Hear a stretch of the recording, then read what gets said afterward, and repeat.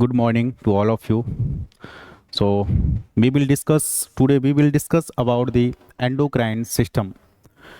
हम endocrine system के बारे में आज पढ़ेंगे। आज की क्लास में हम ओवरऑल पूरा एंडोक्राइन सिस्टम के बारे में समझेंगे।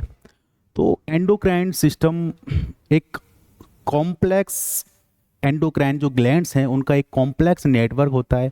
हमारे ऑर्गन के साथ साथ वो जो है कोऑर्डिनेशन करके हमारे बॉडी के क्या करेंगी, फंक्शनिंग को क्या करेंगी, कंट्रोल करेंगी या कोऑर्डिनेशन करके उसको फंक्शनाइज करेंगी हमारे ऑर्गन को, हमारे जो है एंडोक्राइन ग्लैंड को। तो जैसा कि आप जानते हैं कि जो एंडोक्राइन ग्लैंड है, बेसिकली देखो हमारे चैप्टर के अंदर एंडोक्राइन ग्लैंड है, लेकिन एंडोक्राइन से पहले हम थोड़ा सा बात कर लेंगे। हमने सुना है एंडोक्राइन ग्लैंड होती है, एक और ग्लैंड होती है हमारी एक्सोक्राइन ग्लैंड, उसके बारे में थोड़ा सा अपन बात कर लेते हैं आज। तो देखो हमारा वैसे तो चैप्टर आज का जो है एंडोक्राइन सिस्टम, एंडोक्राइन सिस्टम मैंने अभी आपको बताया एंडोक्राइन सिस्टम जो है क्या है, एक कॉम्प्लेक्स नेटवर्क है।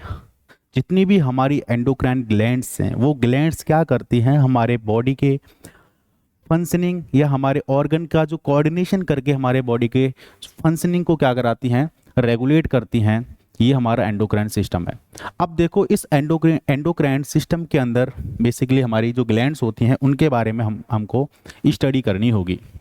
जैसे कि हम बात करें, कुछ ग्लैंड हमारे बॉडी के अंदर है, जैसे कि एक पीनियल ग्लैंड है, इसके बारे में हमको जो है स्टडी करनी है ना। पीनियल ग्लैंड हो गया, ठीक है। हमारे जो है हाइपोथैलेमस, अब हाइपोथैलेमस के बारे में आप समझते होंगे। हाइपोथैलेमस वैसे तो देखो ये हमारा एक नर्वस सिस्टम का पार्ट होता है। हाइपोथैलेमस नर्वस सिस्टम के चैप्टर के अंदर अपन पढ़ते हैं हाइपोथैलेमस के बारे में, लेकिन ये हमारा क्या करता है, एज ए ग्लैंड भी काम करता है, ठीक है। तो हम इसको एंडोक्राइन सिस्टम के अंदर में भी पढ़ेंगे। हमारी और भी ग्लैंड होती है, जैसे कि पिट्यूटरी ग्लैंड है, ठीक है। हमारी थायराइड ग्लैंड है, पैराथायराइड ग्लैंड है,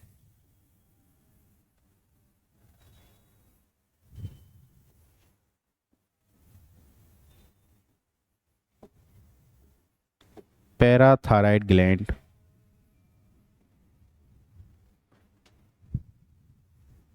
इसके अलावा देखो पैनक्रियाज है,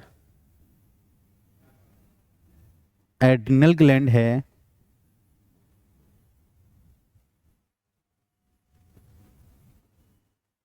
इसके अलावा और भी हमारे जैसे कि मेल के अंदर टेस्टिस एंड क्या है, फीमेल के अंदर ओवरी। तो इन सारी ग्लैंड के बारे में अपन को जो है स्टडी करनी है।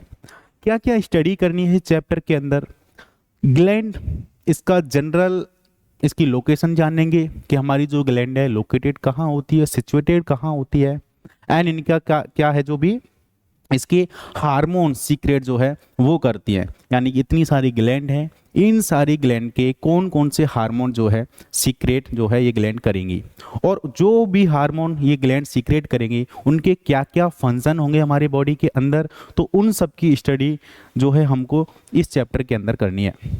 देखो अपन ने अभी बात की थी एंडोक्राइन से पहले, मैंने आपको बताया था एक्सोक्राइन। बेसिकली देखो जो हमारी ग्लैंड होती है ना, ये हमारी ग्लैंड वैसे तो देखो 3 टाइप्स की होंगी। एक्सोक्राइन ग्लैंड एक होगी हमारी, है ना, ऊपर लिखा है एंडोक्राइन ग्लैंड।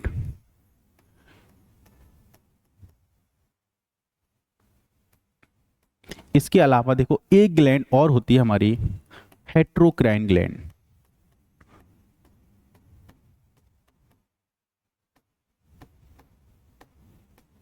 देखो तीनों के अंदर क्या डिफरेंस है।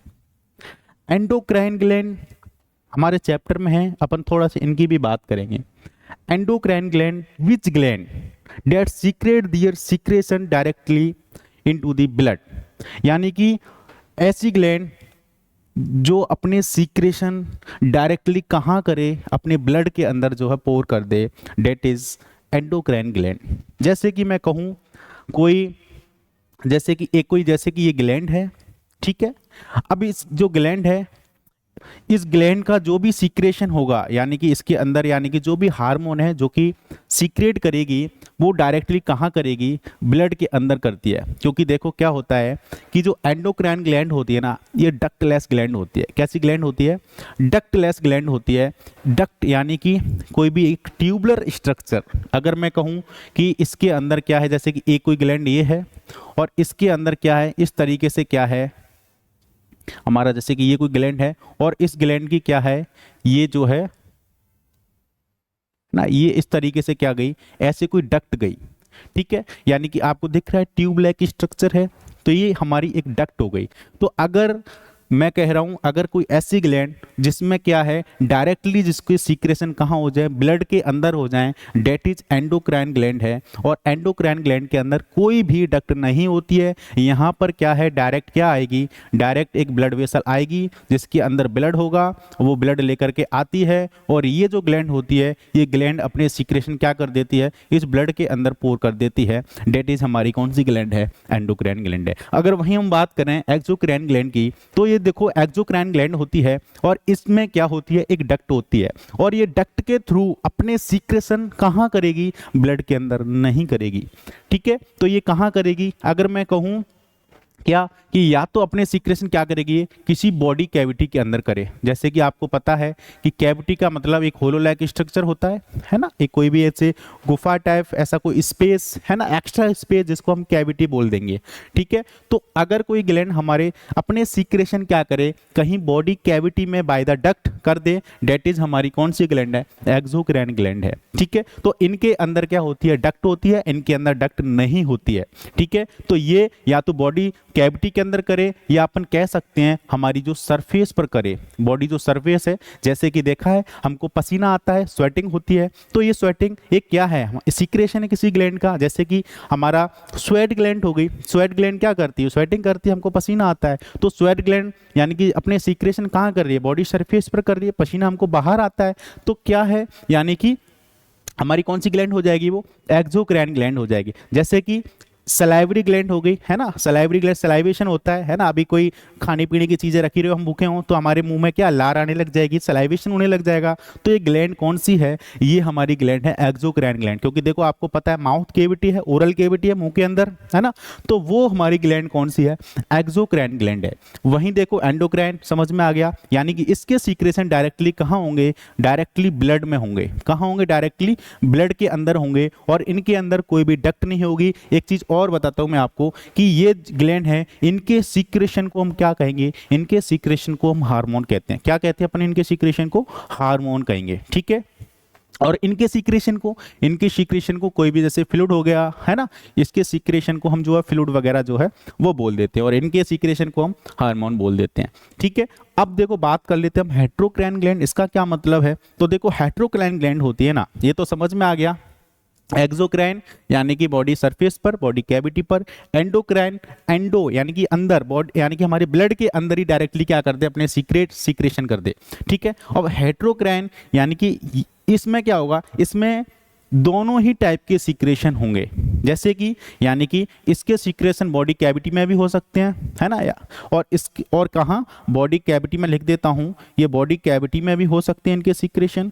और कहाँ हो सकते हैं इनके सीक्रेशन हमारे ब्लड में भी होते हैं। आ रही बात समझ में, यानी कि ऐसी ग्लैंड जो सीक्रेट कहाँ करे अपने सीक्रेशन, या तो बॉडी कैविटी के अंदर कर दे, है ना, और हमारे ब्लड के अंदर, दोनों ही जगह क्या करे, अपने सीक्रेशन को पोर करती है। डेट इज हमारी हेट्रोक्राइन ग्लैंड। ये यहाँ जो है अपने बात क्लियर हो गई। अब देखो हम बात करेंगे इन सारी ग्लैंड के बारे में वन बाई वन करके।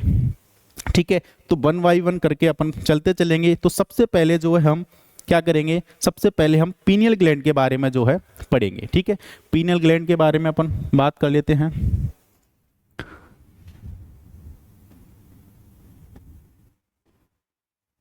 पीनियल ग्लैंड, देखो ये पीनियल ग्लैंड के बारे में क्या क्या बातें हैं, थोड़ी सी बातें कर लेते हैं।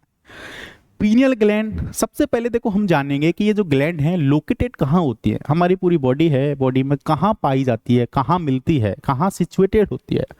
तो ये जो पीनियल ग्लैंड है ना, ये पीनियल ग्लैंड हमारी लोकेटेड कहाँ होती है, लोकेटेड होती है हमारे कहाँ, हमारे ब्रेन में होती है। कहाँ होगी, हमारे ब्रेन में होगी। सबसे टॉपेस्ट पर, सबसे ऊपर ही ऊपर हमारी क्या होती है, हमारी जो है पीनियल ग्लैंड होती है। आ रही बात समझ में, पीनियल ग्लैंड।